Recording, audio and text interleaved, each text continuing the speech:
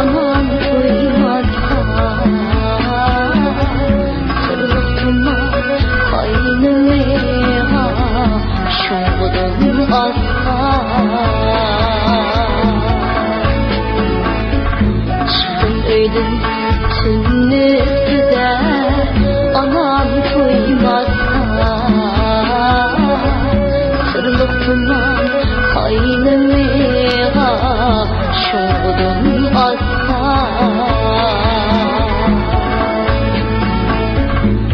günlerge boldum esir irdetini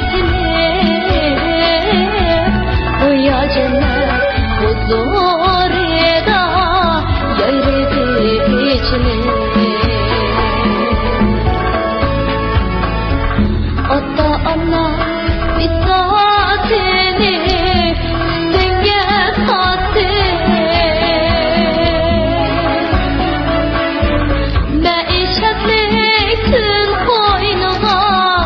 üzemli attı Çırmak aldı vücudumni sırlık tumanlar Zılda kaldı şirin küsek arzu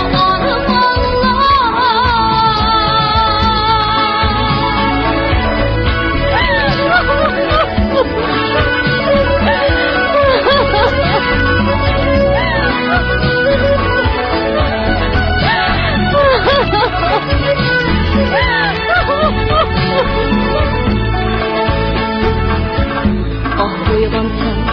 yitip tümen zulmet içine Uyalet bağışlap men murhiş içide Ah uygansam